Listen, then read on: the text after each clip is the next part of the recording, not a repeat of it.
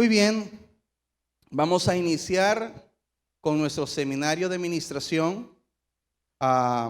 Muy contentos de poder hacerlo y vamos a ver estos 3 sábados, un tema en cada sábado. Vamos a iniciar hoy con el tema ¿quién, cuándo y cómo? Luego vamos a poder aprender acerca de la administración de la ministración. Y el último sábado vamos a tener la charla de la imposición de manos. ¿Verdad? Hoy vamos a iniciar con el tema quién, cuándo y cómo. Muy bien. Para iniciar vamos a aclarar y agarrar la palabra más importante de todo el seminario, que es ministración. ¿Qué es ministración? ¿Qué es ministrar? ¿Verdad? ¿Qué es ministrar? La palabra ministrar, en palabras simples, significa el ejercicio de servir a Dios. El ejercicio de servir a Dios. Es ejercer oficio. Es servir la virtud de Dios a alguien. Eso es ministrar. Cuando decimos servir a Dios, no solo nos referimos al hecho de estar sirviendo en un ministerio. Nos referimos a llevarle a alguien a Dios. ¿Sí se entiende? Llevarle a alguien a Dios. Así como cuando alguien sirve comida, ¿verdad? Me sirvieron un plato de comida. En este caso no es un plato de comida, es llevarle a Dios a alguien. Sí, por eso vamos a decir es el acto de servir la virtud de Dios a alguien. El ejercicio de un oficio. Entonces vamos a concluir que un ministro es un servidor de Dios, ¿verdad? Es un servidor de Dios en el contexto de que es alguien que sirve la virtud de Dios a alguien. No simplemente hacer algo para Dios, no simplemente servir en un ministerio, sino es la persona que sirve la virtud de Dios a alguien. Amén. En palabras sencillas, ¿verdad? Vamos a comprender algo en este seminario. Hay algo que se llama, ¿verdad?, la hermenéutica. La hermenéutica es la interpretación bíblica. Y hay, por ejemplo, 3 leyes importantes en la hermenéutica. Una es que la verdad está contenida en toda la escritura, no en versículos aislados. Voy a volver a repetir. La verdad está contenida en toda la escritura, no en versículos aislados. La revelación es progresiva. Ese es el punto 2. La revelación es progresiva. Y número 3, es muy importante el contexto del original. Siempre. Y quiero mencionar estas leyes de la hermenéutica por el tema de que vamos a hablar, por lo que vamos a discutir, que es acerca de la ministración. Vamos a entender que la ministración es parte de la doctrina de la iglesia. No es solo un concepto, es parte de la doctrina de la iglesia. Entonces llegamos a puntos básicos. Es que la palabra ministración es servir la virtud de Dios a alguien, ¿verdad? Eso está en todo el contexto de lo que vamos a ver. Y vamos a ver 3 puntos importantes de la administración. ¿Quién ministra? ¿Cuándo ministra? ¿Y cómo ministra? ¿Sí? Lo primero que vamos a resolver es ¿quién ministra? Y son tan amables de acompañarme a Timoteo, primera de Timoteo 5:22.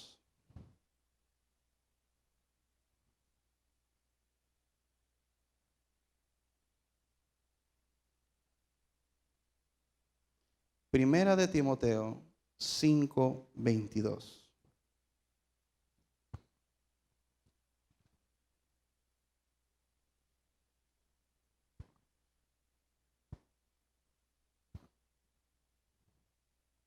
Dice: no impongas con ligereza las manos a ninguno, ni participes en pecados ajenos. Consérvate puro. Miren qué importante, vamos a hacer una gran aclaración en este punto, porque este versículo se ha malinterpretado mucho. ¿Qué entendemos cuando Pablo le dice a Timoteo, no impongas las manos con ligereza?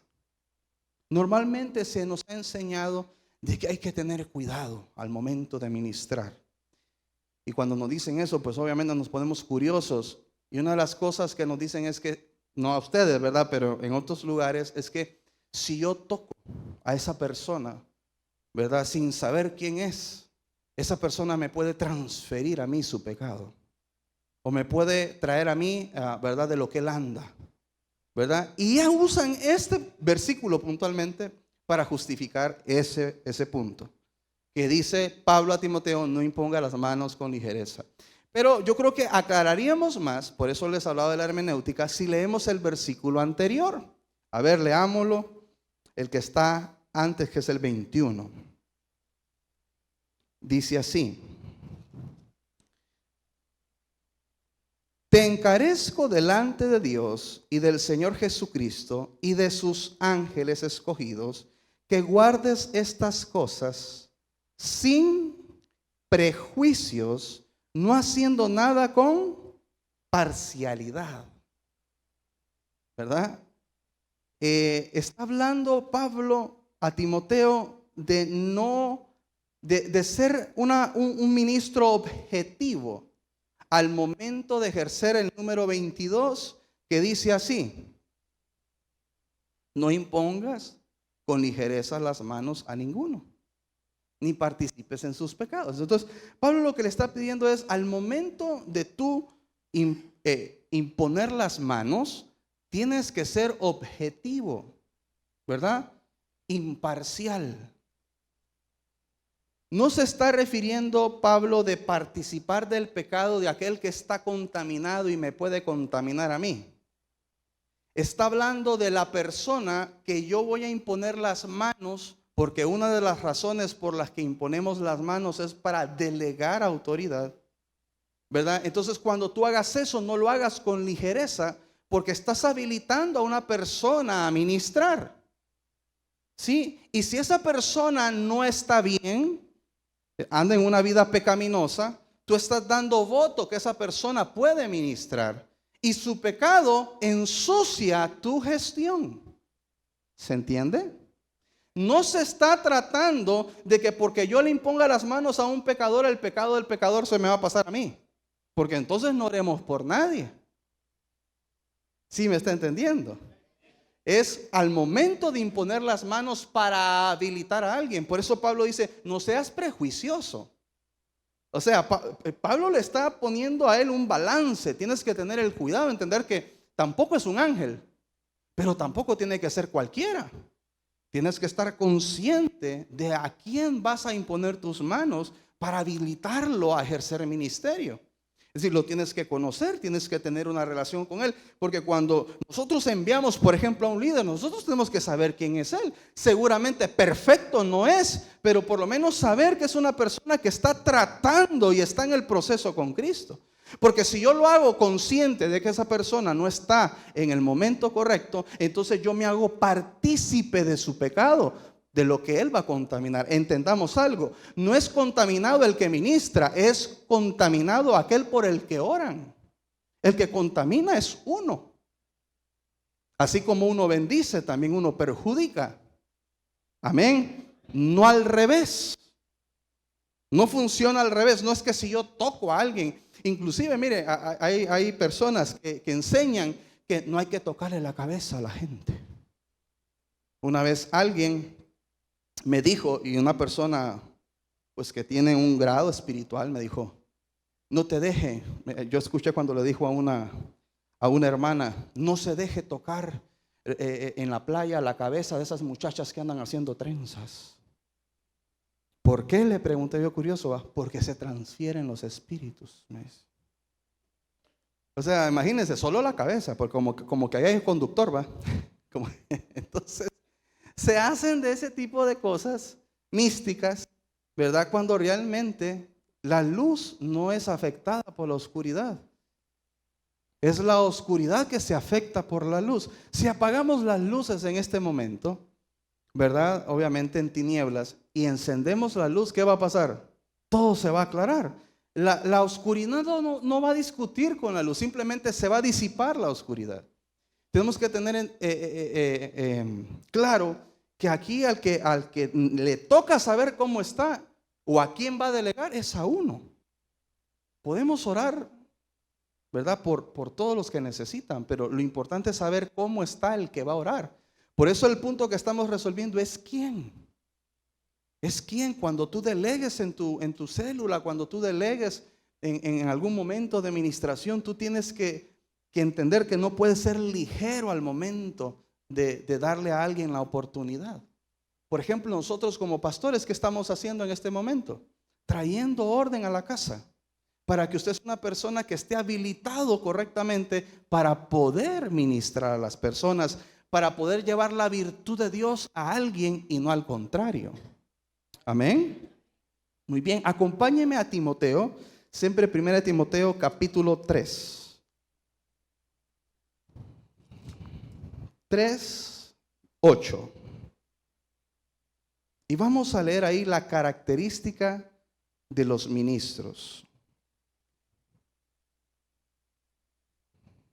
Si bien es cierto, aquí la palabra nos habla de los diáconos. Y uno dice, bueno, nos están dando las características de los ministros. Entonces aquí es donde yo les digo que la revelación o la verdad está contenida en toda la escritura. No vamos a encontrar un versículo específico donde se nos hable con la palabra así, las características de los ministros. Pero yo podría dar un ejemplo. Ustedes saben que por ejemplo, para que alguien pueda ser presidente de la República, tiene que tener limpio su expediente judicial, ¿verdad? Para poder ser lanzado como presidente, por ejemplo. Tiene que ser un buen ciudadano. Pregunto, ¿solo él tiene que ser un buen ciudadano? Todos deberíamos de ser buenos ciudadanos, dicen amén. Entonces, estos son requisitos, si bien es cierto, para los diáconos, y quiero aclararlo. Pero creo que es muy conveniente de estos requisitos, de este filtro bíblico, poder también nosotros estimularlo en todo buen cristiano. ¿Está conmigo? Y no sé si usted está de acuerdo conmigo que todo buen cristiano debería de tener como meta ser un ministro de Dios. Entonces, ¿qué es un ministro? Alguien que sirve la virtud de Dios a otro. Entonces, para mí, estos son los requisitos. En este mismo filtro nos podemos apegar nosotros. Que realmente al final, si usted lo lee, ahí dice en el subtítulo requisitos de los diáconos. Mire lo que dice. Lo vamos a leer del 8 al 13. Los diáconos asimismo, digamos, los ministros asimismo, deben ser honestos. ¿Cómo deben de ser? Sin doblez, o sea, sin doble ánimo, ¿verdad? Dice, no dados a mucho vino, no codicioso de ganancias deshonestas. Dice que guarden el ministerio de la fe con limpia conciencia. Y estos también sean sometidos a prueba primero y entonces ejerzan el diaconado si son irreprensibles. También habla de las mujeres. Mire lo que dice. Las mujeres asimismo sean honestas, no calumniadoras, sino sobrias, fieles en todo. Los diáconos sean maridos de una sola mujer y que gobiernen bien sus hijos y sus casas. Porque lo que ejerzcan bien el diaconado ganan para sí un grado honroso y mucha confianza en la fe que es en Cristo Jesús. Si ustedes ven ahí, los requisitos son bien básicos. Que sean básicos no significa que no sean fáciles de cumplir. Pero eso es la demanda que debía de estar en cualquier ministro. Es decir, esto está relacionado al testimonio. Honesto, fiel en todo, no ser calumniador, ¿verdad? Sobre todo allá las mujeres. Por algo le dicen solo a las mujeres ahí, ¿verdad? Pero también los hombres, ¿verdad? Hombres que gobiernan bien su casa, sus hijos.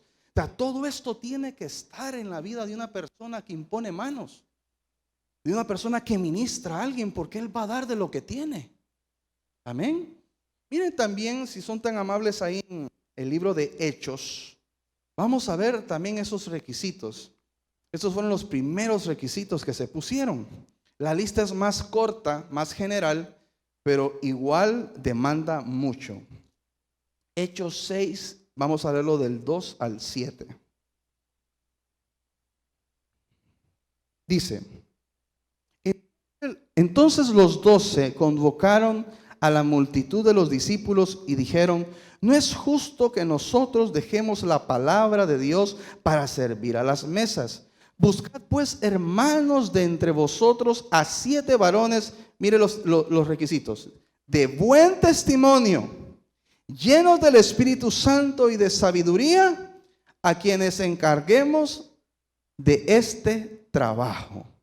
Mire, 3 requisitos había aquí: buen testimonio, llenos de sabiduría y llenos del Espíritu Santo. Estas eran personas que, si ustedes entienden el contexto, lo que iban a hacer era atender las mesas, es decir, atender las necesidades básicas de la iglesia. Aquí está pasando algo, la iglesia comienza a crecer y los apóstoles ya no se daban abasto, ya no podían ellos atender a toda la gente, ¿verdad? Con su programa. Entonces se levantan, en este caso Pedro, y le dice: ya no nos damos abasto por estar haciendo las cosas prácticas, nos hemos descuidado de las espirituales. Entonces necesitamos apoyo, necesitamos una extensión. Todo ministro es una extensión de los pastores, de la casa, de la iglesia, de la gracia de Dios. Necesitamos más gente llevando al Señor a las mesas. Ponga que las mesas son las necesidades de todos los que nos visitan, ¿verdad? La mesa no necesariamente tiene que ser una mesa. La mesa es donde uno pone la provisión, donde uno pone el suplir. Entonces imagínense, son 35 grupos actualmente en la iglesia. ¿Cómo hacemos nosotros para llegar a los 35? Si no somos omnipresentes, ¿verdad? Solo podemos estar en un lugar. Entonces, ¿qué hemos hecho? Reproducirnos en otros. Levantar ministros que vayan y lleven la virtud de Dios a otras personas. Ahora, esas personas tienen que tener requisitos. ¿Quién ministra? Por eso es importante entender que aquí no solamente es quien recibe un curso, sino también el que está ejerciendo un oficio. Porque ¿para qué va a tener la autoridad de ministrar si es una persona que no lleva una vida, ¿verdad?, congruente con las necesidades de las personas? Una persona no sabe qué conlleva el sacrificio de hacer un discípulo si no hace un discípulo. Por recibir un curso no tiene que estar habilitado, porque lo que tiene es conocimiento, pero no tiene autoridad moral. Por eso el requisito de nosotros es terminar el curso, sí, pero también ser líder. Ah, no, pero yo quiero ministrar. ¿Para qué? ¿Eres líder? No, entonces no sabes de las necesidades de las personas. Simplemente, así hablándolo así, hay como un rigio, ¿verdad? Es decir, como un deseo nada más de cierto protagonismo. Pero realmente todo lo que tiene que ver con Dios es para servir a los demás. Amén. Entonces vemos aquí quién debe de hacerlo. Estos son requisitos muy básicos. Cuando digo básicos, no digo que son fáciles. Entonces nosotros como pastores tenemos que estar continuamente, como le dijo Pablo a Timoteo, viendo eso en el liderazgo, en las personas, en cómo van los líderes, en cómo está la gente que está, ¿verdad?, ministrando, los que dirigen un ministerio, los líderes. Y ese es el trabajo, ¿verdad? Estar pendiente de la vida de ellos, cómo están, si realmente están llevando esa vida, si los vemos bajoneados, qué le está pasando, por qué anda desanimado. Si sabemos que no está bien, pues ayudarlo, porque no solo es hacer un juicio, es ayudar a las personas a estar en el camino. Amén. Vamos a ver ahora cuándo se ministra. En Hebreos, lo vamos antes a darle una repasada. Digo repasada porque este es un versículo que en la academia, ¿cómo lo leemos? Pero para que usted entienda qué es lo que estamos haciendo en casa. Hebreos 6. Vamos a leer el 1 y el 2.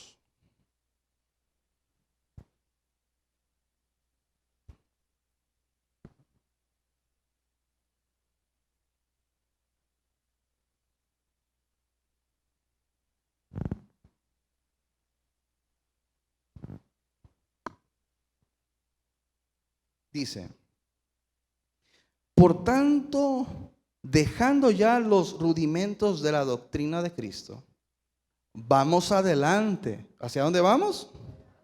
A la perfección, dice. No echando otra vez el fundamento del arrepentimiento de obras muertas, de la fe en Dios, de la doctrina de bautismos, de la imposición de manos, de la resurrección de los muertos y del juicio eterno. Entonces Pablo lo que está diciéndole a la iglesia es: ya hemos hablado mucho del fundamento, ya hemos hablado mucho rudimento, tenemos que seguir adelante, no es necesario, y comienza él a detallar cuál es el rudimento. Entonces mire bien, esto de la imposición de manos es un tema rudimento, es un tema que es del fundamento de Cristo, o sea que no es solamente una cosa mística, esto es doctrinal, ¿verdad? Entonces, ¿por qué digo yo imposición de manos? Porque es a través de la imposición de manos que mayormente entendemos que estamos ministrando. No solamente así, porque cuando yo sirvo y hago a alguien por otro en la iglesia o en la fe, estoy prácticamente dándole la virtud de Dios. ¿Está conmigo? Pero si profundizamos un poco más a detalle, sabemos que el ejercicio de ministrar conlleva mucho imponer las manos sobre las personas. ¿Sí está conmigo? Mucho del porcentaje de ministrar tiene que ver con imposición de manos. Y estos tres momentos que vamos a detallar ahorita tienen que ver con eso. De hecho, va a haber un tema que va a hablar solo de la imposición de manos. Cuando ministramos, Hebreos 6 del 1 al 2 nos dice que este es un tema rudimento, pero vamos a ver tres razones. Número 1, sanidad.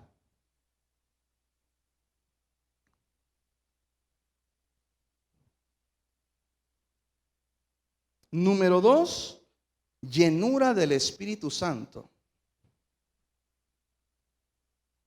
Y número 3, transferir autoridad o cobertura a alguien.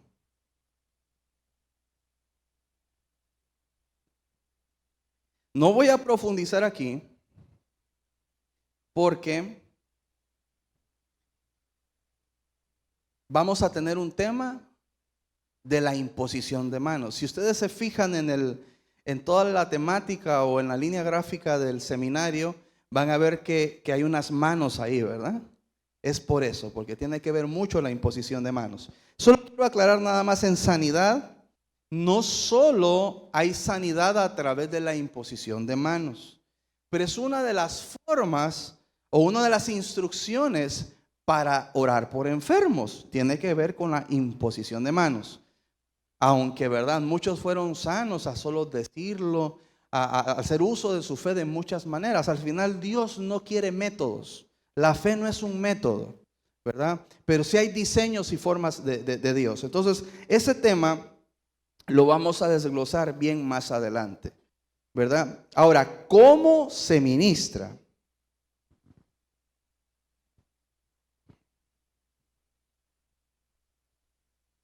¿Cómo se ministra? Nos vamos a ir a 1 Corintios 14.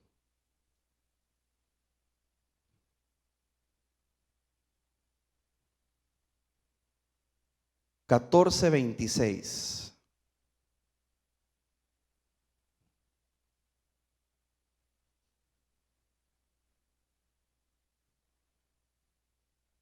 Dice: ¿qué hay pues, hermanos?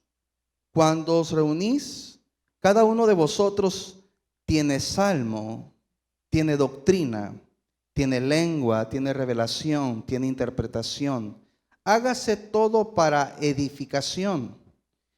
Si habla alguno en lengua extraña, sea esto por 2 o lo más 3 y por turno, y uno interprete. Y si no hay intérprete, calle en la iglesia y hable para sí mismo y para Dios. Asimismo, los profetas hablen 2 o 3 y los demás juzguen. Y si algo le fuere revelado a otro que estuviere sentado, calle el primero. Porque podéis profetizar todos uno por uno, para que todos aprendan y todos sean exhortados. Y los espíritus de los profetas están sujetos profetas, pues Dios no es Dios de confusión, sino Dios de paz, como en todas las iglesias de los santos. Vuestras mujeres callen en las congregaciones, porque no les es permitido hablar, sino que estén sujetas como también la ley lo dice. Y si quieren aprender algo, pregunten en casa a sus maridos, porque es indecoroso que una mujer hable en la congregación. Ya vamos a explicar eso, mujeres. ¿Acaso ha salido de vosotros la palabra de Dios, o solo a vosotros ha llegado? Si alguno se cree profeta o espiritual, reconozca que lo que os escribo son mandamientos del Señor. Mas el que ignore. Así que, hermanos, procurad profetizar y no impidáis el hablar en lenguas, pero hágase todo decentemente y con orden. Hay muchas instrucciones ahí que se pueden malinterpretar si las leemos muy rápido. Por ejemplo, en algunas iglesias no dejan que la mujer participe, por lo que aquí está hablando. Pablo se está prácticamente enfrentando a una de las iglesias que le dio más guerra, que fue la iglesia de Corinto, ¿verdad? Y está dándole instrucciones muy básicas, como por ejemplo que cuando él esté predicando no estén hablando, porque había gente que hablaba. Acuérdense que para nosotros esto ya tiene 2000 años de costumbre y de educación. Él estaba tratando con animalitos, ¿verdad? Entonces, él estaba diciendo esto, no quitándole la participación a la mujer en la iglesia, sino, ¿verdad?, que la mujer fuese pues prudente al momento de estar en la cultura del templo, ¿verdad? No está hablando él mismo tenía mujeres que eran diaconisas y que participaban, ¿verdad? Entonces, pero acá el punto fuerte es el orden. Mire, hay 3 puntos aquí en este versículo: orden, edificación y humildad. Orden, edificación y humildad. Aparte de orden, edificación y humildad, vamos a ver en Primera de Juan.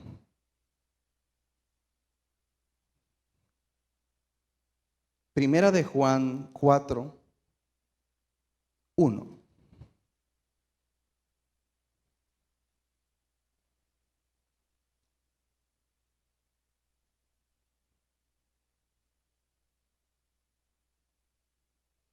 Miren lo que dice Primera de Juan 4, 1. Dice hasta el 6.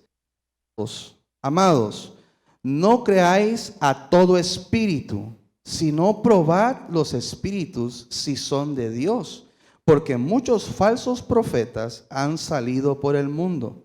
En esto conoced el Espíritu de Dios. Todo espíritu que confiesa que Jesucristo ha venido en carne es de Dios. Y todo espíritu que no confiesa que Jesucristo ha venido en carne no es de Dios. Y este es el espíritu del anticristo, el cual vosotros habéis oído que viene y que ahora ya está en el mundo. Hijitos, vosotros sois de Dios y los habéis vencido, porque mayor es el que está en vosotros que el que está en el mundo. Ellos son del mundo, por eso hablan del mundo y el mundo los oye. Nosotros somos de Dios. El que conoce a Dios nos oye. El que no es de Dios no nos oye. En esto conocemos el espíritu de verdad y el espíritu de error. Entonces, aquí es muy importante que veamos, ¿verdad? Que cuando nosotros vamos a ministrar, tenemos que hacerlo con temor y con responsabilidad, ¿verdad? Con temor y responsabilidad. Porque la palabra nos da el permiso, nos autoriza que toda palabra, toda profecía, toda oración, toda declaración que se hace a nosotros debe de ser evaluada. Cada vez que alguien viene a orar por mí, yo evalúo lo que está haciendo. Yo escucho. Por eso es muy importante, hermano, que cuando alguien ore por usted, imponga manos o esté ministrando sobre su vida, usted escuche. Para que no solo diga amén, amén, amén, amén, amén, amén. Porque hay cosas que no se reciben. Hay cosas que no se tienen que recibir. Y la gente a veces en el afán de que Dios me está hablando y en el deseo y en la sed de que Dios te hable, está así todo, amén, amén, amén, amén. Solo Dios dice y es como que se entregan. No. Aquí dice de que hay que probar a los espíritus.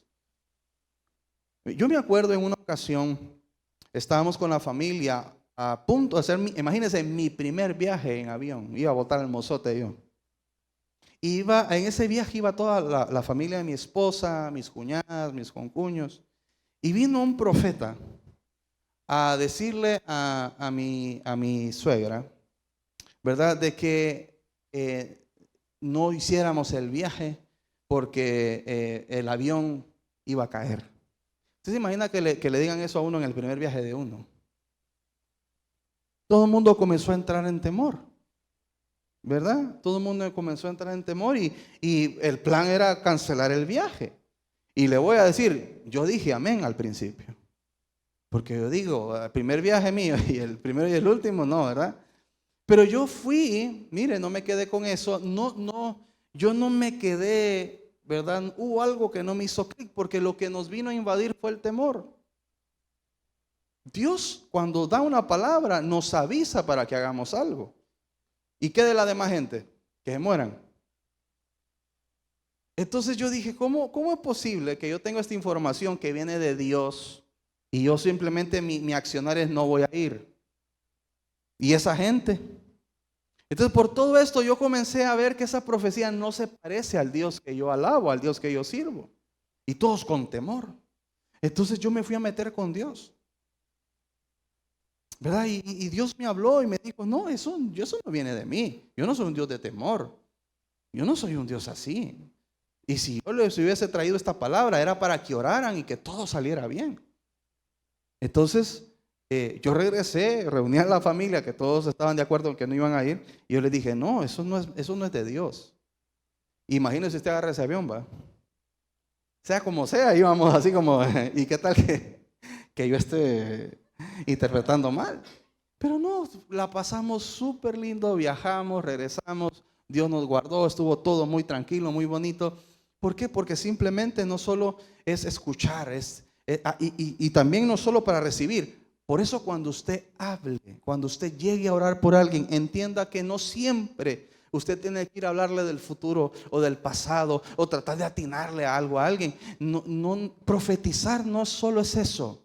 Ministrar no necesariamente es profetizar, no necesariamente es moverse en un don espiritual.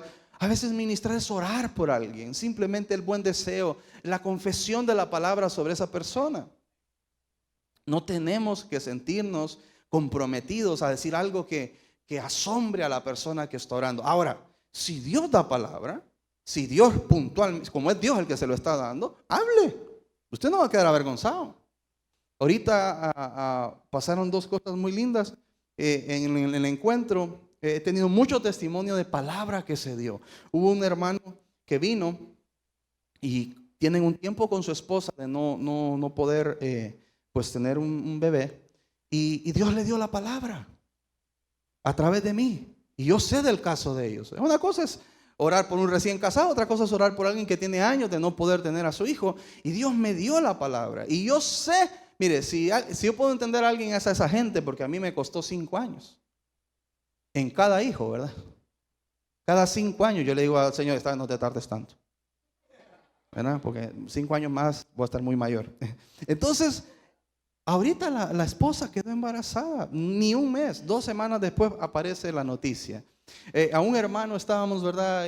Orando por él en el tiempo de los guías y todo esto. Oré sobre él y oré sobre él algo que yo la verdad que ni conocía. Y Dios le decía que lo que el hombre le quiso quitar en su herencia, Dios lo iba a devolver. Y me aparece esta semana pasada diciéndome, pastor, increíblemente, y me empieza a contar toda una situación de una herencia.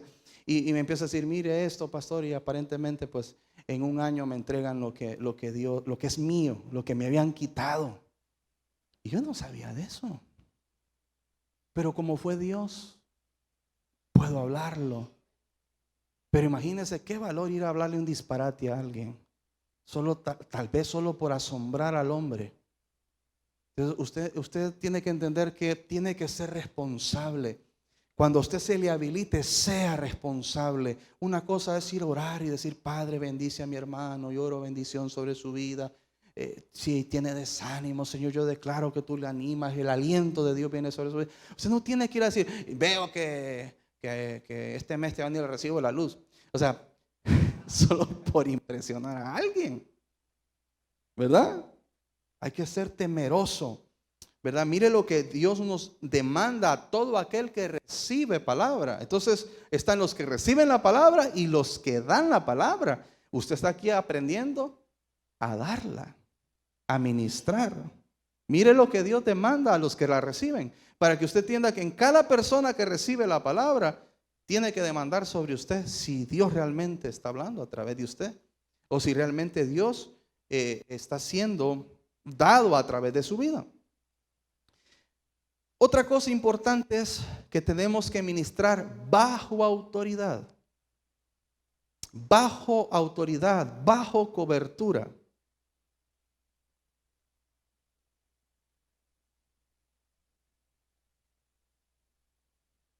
Si se acuerdan cuando el Señor sana al siervo del centurión, este hombre obtuvo su milagro a través de un análisis que tuvo de la autoridad.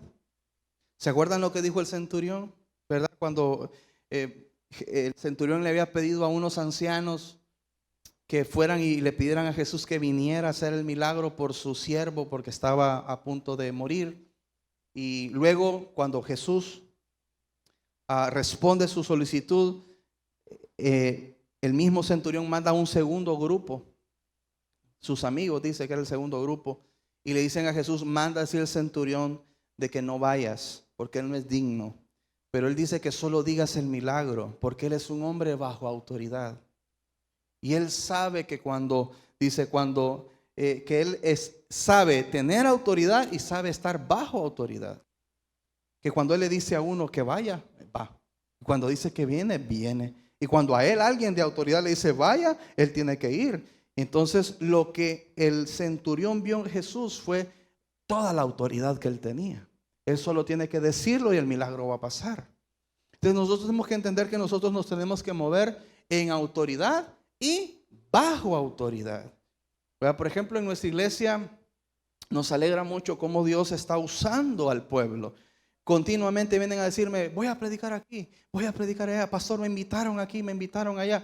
Pero todos ellos vienen a pedir la bendición. Pastor, me van a usar, me están solicitando. Y nosotros con un gusto, ¿verdad? Es una bendición para nosotros. Y yo siempre les digo, yo no he preparado atletas para tenerlos sentados, ni guerreros para que no peleen.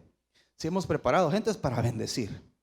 Entonces yo siempre les doy la bendición. Y si yo veo la necesidad de hacer alguna observación, la hago. Por ejemplo, hace poco invitaron a un hermano a una de las ciudades aledañas por acá, a ir a hacer bautismos. Entonces a mí me llamó la atención, porque un pastor no delega eso, porque es algo demasiado local, ¿verdad? Es algo demasiado de casa. Entonces, al menos que sea del mismo liderazgo de su iglesia. Y les digo, sí, bueno, mira, inclusive yo le dije, si necesitas el material de bautismo de nosotros, te lo presto para que vayas y seas de bendición. Pero me llamó la atención, entonces le empecé a seguir otras preguntas, ¿verdad? ¿Y quién es? ¿Y dónde está la iglesia? ¿Qué denominación son? ¿Bajo qué autoridad están? Y empezó él a darme respuestas que él mismo empezó a reírse cuando me las contestaba, prácticamente diciendo, es que ni ellos saben qué onda pues. Entonces cuando él me dijo eso, mira papá, Leo, yo te doy mi bendición de que tú vayas a ser de bendición, pero tienes que tener cuidado que no a todas las invitaciones le tenemos que decir que sí. Entonces me dice, ¿cómo así? Mira, escucha lo que me estás contando de esta gente. Imagínate cómo hacen las cosas. Imagínate que salgan ahí con un drama, con un problema, que hicieron algo indebido y se empieza a correr la voz. Tú vas a quedar manchado. Y a ti te van a embarrar de eso que andan haciendo. Entonces, cada vez que a nosotros nos invitan a un lugar, prácticamente nosotros tenemos que dar el voto de confianza a la institución, a la iglesia que nos está invitando. Porque somos parte, volvemos, no ponga las manos con ligereza, ni participe de los pecados de otros. ¿Ve? No solamente cuando nosotros invitamos a alguien a este púlpito, sino cuando a nosotros nos invitan a un púlpito, tenemos que tener cuidado. Entonces el hermano me dijo, pastor, fíjese que no lo había visto así, déjeme mejor, me dice. Sí, le digo, te aconsejo que lo mejor es que valores muy bien esa invitación. Muy bien. También lo tenemos que hacer con madurez. Con madurez. Me acompaña ahí a Primera de Timoteo nuevamente. Vamos a leerlo.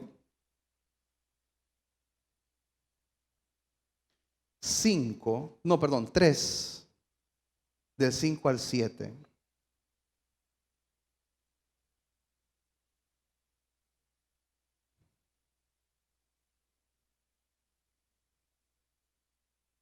Primera de Timoteo 3, del 5 al 7.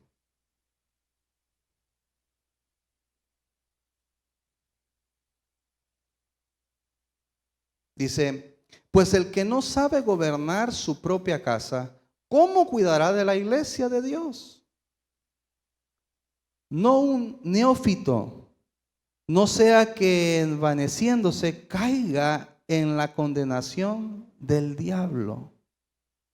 ¿Verdad? Por eso es la palabra con madurez. Alguien que tenga, aquí el tiempo no es total, porque no necesariamente bastante tiempo en Dios significa un buen testimonio o entendimiento, pero se entiende que tampoco un recién llegado. Por eso acá dice que no sea un neófito. Un neófito es alguien nuevo en la fe, ¿verdad? Alguien que todavía no tiene defensa ni fundamento de lo que está haciendo. Entonces, por eso tenemos que hacerlo con madurez, ¿verdad? Y algo muy importante también, al final, cuando ministramos, lo hacemos sin avergonzar. Sin avergonzar. Y puede poner ahí Primera de Corintios 14, del 3 al 4. Ahí explica que uno de los dones de Dios, o verdad, sobre todo el tema de profetizar, no es para avergonzar a nadie. Cuando usted vaya a ministrar, tiene que ser muy prudente, ¿verdad? Es decir, yo ahorita estoy con un micrófono, y si en este momento yo me dispongo a ser usado por Dios, y Dios me da una palabra por Jonathan, y yo sé que lo que Dios le va a hablar de 3 cosas en la profecía, va a ser de edificación, exhortación y consolación. Hay cosas que yo no las puedo decir en un micrófono, son privadas. Y yo le voy a decir, la mayoría de veces